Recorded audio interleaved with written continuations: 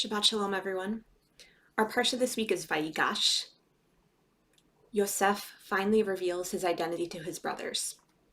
The sons of Israel, 10 of them, come down to Egypt to procure grain during the famine from Egypt, which has been stockpiling grain for 7 years. It's now 2 years into the famine, and they're confronted with the Lord of the grain of Egypt, who they do not know is their brother Yosef, who they had decades earlier sold into slavery.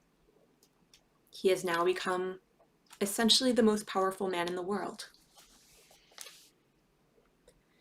He can't hold back any longer. He says, chapter 45, verse 3, Yosef said to his brothers, I am Yosef, is my father still well? But his brothers could not answer him, so dumbfounded they were on account of him. Then Yosef said to his brothers, come forward to me. And when they came forward, he said, I am your brother Yosef, he whom you sold into Egypt. Now do not be distressed or reproach yourselves because you sold me here. It was to save life that God sent me ahead of you.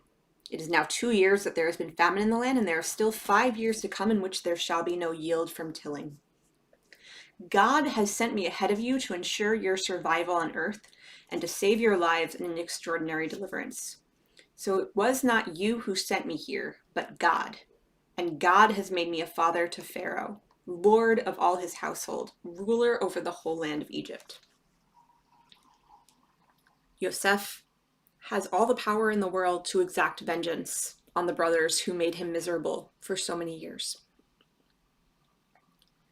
Surprisingly, he says not even, I forgive you for what you did. He says, do not feel any guilt. You did nothing. This was all God's doing. This is complicated theology. This is suggesting a lack of free will. This is a parsha that brings up this question. On the easier to swallow side, for those who fall on the side that there is free will, I don't know the answer to that question. He is at least saying, I look at everything that has happened to me, and I know that there is a reason that I ended up here. 2020 has been a year of Mitzrayim, a year of narrowness. That's the Hebrew name for Egypt, Mitzrayim, narrow spaces. We've all lost people, opportunities, experiences. We talked about this at Rosh Hashanah. We're now 4 months into the year of 5781, and of course 2020 is coming to a close. Without negating the loss that we've experienced, I want us all this Shabbat to think about, what have we learned this year about ourselves?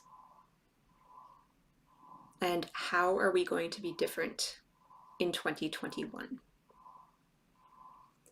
I wish you a Shabbat Shalom and a happy and healthy secular New Year. I look forward to seeing you soon.